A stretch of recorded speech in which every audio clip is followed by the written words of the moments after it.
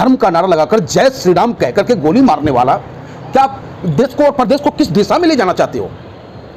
मेरे बैरिस्टर असदुद्दीन ओवैसी साहब ने कहा है कि मैं आ रहा हूं उत्तर प्रदेश में, उत्तर प्रदेश में निहत्था होऊंगा, अगर है दम तो तुम जय श्री राम लगा कर नारा मेरी हत्या कर देना, मैं मरना तो पसंद करूंगा, लेकिन देश का टुकड़ा टुकड़ा होने से और भाईचारा को टुकड़ा होने से बचाने के लिए अंतिम दम तक मैं प्रयास करूंगी। क्या कीचड़ को साफ करने के लिए कीचड़ से साफ करोगे या पानी से साफ होगा? मैं आपसे सवाल करता हूं, मैं सरकार से सवाल करता हूं। और 17 पुलिस और उसकी हत्या हो जाती है, तो क्या कहेंगे आप उसको? अब तो यानी कि मीडिया पे भी सवाल उठने लगा है सर। हमें तो आप पे भी अब यकीन करने में सोचना पड़ेगा कि आप हमारा इंटरव्यू लेने आए हो या मेरी हत्या करने का प्लानिंग करके आप आए हो। आप इसे हल्के में ना ले, ये अतीक की हत्या नहीं हुई है, ये हिंदुस्तान के विश्वास की हत्या हुई है। जिस सुप्रीम कोर्ट ने उस अतीक अहमद को विश्वास दिलाया था कि आप अस्वस्थ रहें, आपके प्राणों की कोई हमला नहीं होगा, तो आज उस सुप्रीम कोर्ट को निष्पक्ष जांच करानी चाहिए, आयोग गठित होनी चाहिए। आपका अतीक अहमद से क्या रिश्ता है जो इतनी तकलीफ हो रही है आपको? मानवता का रिश्ता है, हिंदुस्तानी का रिश्ता है, संविधान का रिश्ता है। आपसे मेरा क्या रिश्ता हो सकता है? एक क्रिमिनल के साथ आपका रिश्ता है, मानते हैं? क्रिमिनल के साथ नहीं, माफिया है, वो मानते हैं कि नहीं? नहीं, माफिया है, माफिया है, उसे अदालत सजा देगी ना, आप अदालत बंद करवा देंगे क्या? ना आपको इस तरह तकलीफ हो रही है जैसे कि आपका कोई सगा चला गया हो। सगा मेरा हिंदुस्तान का जर्रा जर्रा सगा है, हिंदुस्तान का जर्रा जर्रा मेरा सगा है। वो माफिया भी हो, चाहे कोई भी हो, हिंदुस्तान में की आबो हवा में रहने वाला पशु पक्षी भी मेरा है। अगर उसके साथ आपका इस स्टेटमेंट को एमआईएम का स्टेटमेंट समझा जाए या फिर आपका अपना? एमआईएम का सिपाही हो, एमआईएम का स्टेटमेंट है ये, एमआईएम का स्टेटमेंट बिल्कुल। हिंदुस्तान के जर्रे जर्रे से मेरा ताल्लुक है, माफिया से नहीं। अगर वो माफिया है तो हिंदुस्तान में कोर्ट बनी है, अदालतें बनी है, वकील है। अरे भाई, जश्न मनाने वालों, बहुत खुश होकर जश्न मना रहे हो। अरे आज मेरी बारी, कल तेरी बारी। आज एक जय श्री राम कह करके दूसरे की हत्या कर रहा है, कल को नारे तकबीर कह करके हत्या होगी, परसों वाहेगुरु करके हत्या होगी। आपने देखा नहीं क्या पंजाब के हालात हैं? अमृतपाल अब तक कहाँ है? कहाँ है वो वीर बांक के पुलिस? हमारे क्यों नहीं उसे गिरफ्तार कर पा रहे जो हमारे देश को टुकड़ा टुकड़ा करने का प्रयास कर रहा है? नेता असदुद्दीन ओवैसी तो कह रहे एक समुदाय को डराया जा रहा है।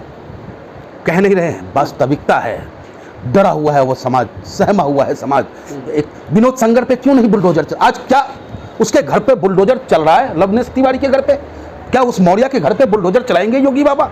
ये सिर्फ इतना कह देने मात्र से कि वो बच्चा इतने दिनों से हमारे घर नहीं आया पर कहानी खत्म हो जाती है क्या? अगर उसी जगह अतीक का या आप कोई मुसलमान नाम होता वहाँ तो उसके पूरे खानदान को रौंद दिया जाता। इस बात से लोग दहशत में हैं और ये संविधान आपको इजाज़त नहीं देता है। संविधान सबके लिए बराबर है। लेकिन खुशी तो आपको होगी ना कम से कम इस बात की कि माफिया का खत्म तो हुआ, मिट्टी में मिले तो सही। योगी खुशी होती, अदालत उसे आजीवन कारावास देता। खुशी होती, अदालत उसे फांसी की सजा सुनाता। लेकिन ये कैसी खुशी बाप? कौन सी खुशी आप ढूंढना चाहते हो? आतंक परोसना चाहते हो समाज के अंदर में? क्या मेरी अगर कोई गलती है तो मेरी गलती की सजा अदालत देगी ना साहब? या आप आओगे उन्मादी नारे लगाओगे और हम पे हमला करोगे? सरकार को क्या वजह रही होगी कि इस तरह का स्टैंड पुलिस कस्टडी में जो है कत्ल हुआ है? क्या वजह क्या रही होगी? वजह क्या रही होगी? जब सरकार खुद कहता हो, वो भी उत्तर प्रदेश के सबसे बड़े पंचायत से, जो रिकॉर्डेड है कि माफिया को मिट्टी में मिला देंगे, तो अपनी कहीं सवाल यहाँ पर गामा जी, सवाल ये पैदा होता है कि पुलिस कस्टडी में सरकार बीजेपी की है, योगी जी की है, और वो अपनी सरकार में अपनी कस्टडी में मरवा देंगे। कैसी बातें कर रहे हैं आप? तो ये कैसी बातें हैं साहब कि एक हत्यारा गोली चला रहा है और 17 पुलिस जो बंदूक जो उनको हमने दे रखा है वो पिचकारी और होली खेलने के लिए दे रखा है। पुलिस योगी जी का इकबाल कायम होता, पुलिस का इकबाल कायम होता। जैसे उसने उसकी हत्या की, उसका भी एनकाउंटर होना था, हत्यारों का एनकाउंटर होना था। लेकिन गामा जी, जिस तरह आपके नेता असदुद्दीन ओवैसी इस मुद्दे को उठा रहे हैं, हिंदू का नाम मुस्लिम लोग कर रहे हो, बिल्कुल गलत। बिल्कुल गलत। आप लोग हिंदू मुस्लिम के चश्मे से देखना बंद कर दे हमारे हिंदुस्तान को। और यही कमी रही है हमारे हिंदुस्तान के उन नेताओं का जो हिंदू मुस्लिम और मीडिया करने का काम कर रही है। हमारा नेता हिंदुस्तान की बात करता है, कोई मुसलमान की बात करता है, कोई हिंदू की बात करता है। हमारा नेता पूरे हिंदुस्तान की बात करता है। अगर उत्तर प्रदेश में योगी बाबा के बुलडोजर से दीक्षित परिवार मरता है और जलता है तो भी रोता है मेरा नेता। आपका नेता भड़काने का भी काम करता है, माहौल खराब करने का भी काम करता है, कंट्रोवर्सी क्रिएट करने का भी काम करता है। सच अगर बोलना कंट्रोवर्सी है तो मैं सच बोलूंगा।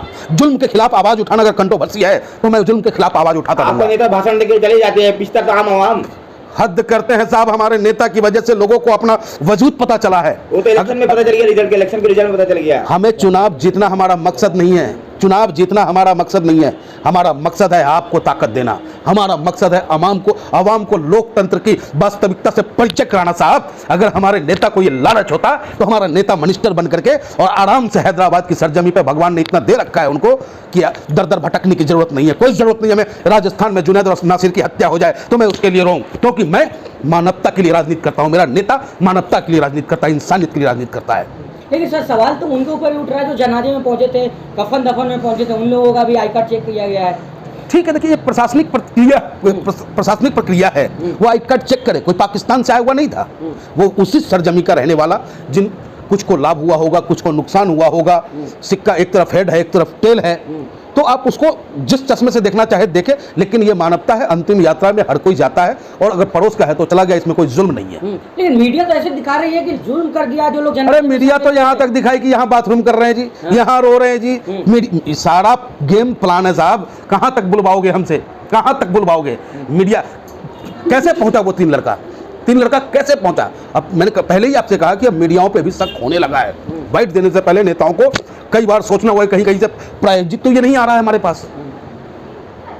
लेकिन सर इसके जी सर लोग कह रहे हैं कि योगी बाबा ऐसा मुख्यमंत्री हर स्टेट में होना चाहिए। अति को मिट्टी में मिला दिया, तमाम गुंडे पर नहीं फैला पा रहे हैं पर नहीं फैला पा रहे हैं। हमारे गाजियाबाद में ही आप देख लो, एक से एक ऐसे बाहुबली बैठे हैं कि किसी की ताकत नहीं कि उसके खिलाफ बोल जाए। यही हमारे पड़ोस में आप बॉर्डर पर जाकर के देख लो, एक मजार की जमीन है जिसका मालिक कोई नहीं है, लेकिन उस पर कब्जा करने वाला, उस पर कंप्लेन हुआ, अब जाके मुकदमा दर्ज हुआ, लेकिन बिल्डिंग पे बिल्डिंग खड़ी हो रही है और कोई बोलने वाला नहीं है। क्यों नहीं बोलने वाला है? क्योंकि उसका नाम समीर जैन है। अगर वहीं पे नाम होता उसका समीर खान तो बुलडोजर पहले खड़ी मिलती। तो ये हालात है साहब। सर आप लोग ये फिर हिंदू मुसलमान कैसे ढूंढ लेते हैं? ढूंढते नहीं है। अगर दर्द मुसलमान का होगा तो मैं पंडितों की बात करूंगा साहब, बात करते हो आप? अरे जो कमजोर होगा उसी की बात करेंगे ना हम। और क्या वो मैं पाकिस्तान के मुसलमानों की बात कर रहा हूँ या अफगानिस्तान के मुसलमानों की बात कर रहा हूँ? मुसलमान मेरी जान है, हिंदुस्तान की शान है, और हिंदुस्तान की मजबूती में उसका महत्वपूर्ण योगदान है।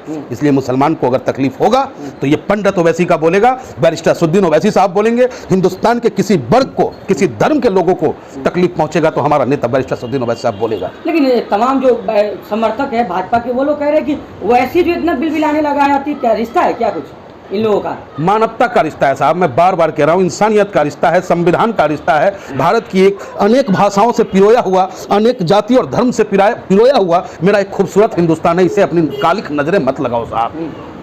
तो आपके नेता इतने मुखरता से क्यों बोलते हैं, डट के बोल रहे हैं? हमारे नेता को दर्द होता है, हमारे नेता में मानवता है, इसलिए वो बोलते हैं। वो सब डपोर संखी हैं, बगुला हैं, जो बगुला कहता है कि मैं मछली खाना छोड़ दिया, और मछली जब किनारे में मिलता है तो टप टप उसका शिकार करने का काम करते हैं। तो और लोग सिर्फ अपनी सत्ता की प्राप्ति के लिए राजनीति करते हैं, और सत्ता प्राप्ति के लिए गठजोड़ करने का कार्य करते हैं। हम सत्ता के लिए नहीं करते, हम चाहते हैं कि अनपढ़ों के हाथ में कलम आ जाए साहब। हम चाहते हैं कि जो उसका वास्तविक हक है उसका ज्ञान उसे प्राप्त हो जाए साहब। तो ये क्या हमारी गलती है, हमारे नेता की क्या गलती है? क्यों हमारे नेता को बार बार वोट नहीं लेना है लोगों से? वोट हमें अपने सिद्धांतों से समझौता करके नहीं लेना है। अरे मेरा चंद्रशेखर आजाद को क्या प्रधानमंत्री बनना था? सुभाष चंद्र बोस जी को प्रधानमंत्री बनना था, अशफाक उल्लाह खान को प्रधानमंत्री बनना था। पूछना चाहता हूं क्या लालच थी उनको? लालच था उनको मानवता का, अपने देश का, अपने हिंदुस्तान का, अपने सरजमी का, कि हमारा सरजमी सुरक्षित रहे, हमारा हिंदुस्तान सुरक्षित रहे, हमारे लोग सुरक्षित रहे, हर चेहरे पे मुस्कान हो। इस कामना के साथ उन्होंने हंसते हंसते फांसी के फंदे को चूमा, और आज हमारा नेता जो है हंसते हंसते लोगों की लड़ाई लड़ने और मौत को गले लगाने को तैयार बैठा है। सर लेकिन जिस तरह भाजपा नेता कह रहे हैं कि आसमानी फैसला है, जो किया है वो भुगत के जाएगा यहाँ से। जो भगवान का सहारा लेता है उसे भीरू भी कहा गया है। दैव दैव आलसी पुकारे, अपनी नाकामी को छुपाने के लिए आप भगवान का सहारा ले लो। ये कहाँ तक सत्य है साहब? जो काम आपके अंडर में आता हो, अरे माँ बाप हमें खाना थाली में निकाल के देगा, खाना तो हमें ही पड़ता है साहब, या मेरी माँ ही हमें सारा उम्र हमें खिलाती रहेगी? तो पुलिस आपके पास, सरकार आपकी, तंत्र आपका, LIU आपकी, और जिम्मेदारी बैरिस्टर असदुद्दीन ओवैसी साहब की। हद करते हैं आप हुजूर। सारे तो लोग जो समर्थन कर रहे हैं योगी आदित्यनाथ के, आपके नेता को गाली दे रहे हो। देखिए, हमें गाली दो, हमें पत्थर मारो, हम पे गोलियां चलाओ, लेकिन झुकूंगा नहीं, रुकूंगा नहीं, अपने हिंदुस्तानियों के दर्द को बर्दाश्त नहीं करूंगा। तमाम जो मिठाइयाँ बांटी जा रही है, पटाखे उड़ाए जा रहे हैं, अतीक अहमद के जश्न मनाने वालों, तुम भी उतनी ही दोषी हो। ए जश्न मनाने वालों, तुम मत समझो जश्न मनाते तुम, अगर अदालत फैसला देती तुम्हारे साथ हम भी लड्डू बांटने का काम करते, क्योंकि न्याय व्यवस्था पे विश्वास होना बहुत ज़रूरी है। 72 हुरों के कह रहे बयान दे रहे हैं, 72 हुरों के पास भेज दिए योगी जी ने। अब इसे क्या कहते हैं आप? इसको किस तरीके का बयान आप इंगित करते हैं? क्या ये हिंदुस्तानी का बयान हो सकता है? क्या ये संविधान प्रदत्त बयान हो सकता है? अगर उसी में से थोड़ा सा बयान को टेढ़ा मैं कर दूं तो क्या होगा? योगी बाबा का पुलिस बहुत तत्परता के साथ वैसी ही हथकड़ी लगा के खींचता हुआ लेके जाएगा हमें। तो ये स्थिति है। तो कम से कम उन 72 हुरों की बात करने वालों पे भी सोशल मीडिया के माध्यम से मैं अपील करता हूं, जो इनका इंटेलिजेंस है, जो इनका अपना क्राइम रिपोर्ट, जो क्या बोलते हैं उसको, सोशल नेटवर्किंग जो वाला जो IT सेल, वो ऐसे लोगों पे कार्रवाई करने का काम करे। और अपील करता हूं आपके माध्यम से पूरे उत्तर प्रदेश की आवाम से, और ख़ास करके अपने मुसलमान भाइयों से, कि धैर्यपूर्वक, रमज़ान का पवित्र माह है, ईद सामने है, अल्लाह का इबादत करें, आप भगवान की इबादत करें। भगवान सबकी सुनता है, हमारी भी सुनेगा, आपकी भी सुनेगा। ये उत्तर प्रदेश हमारा है, ये देश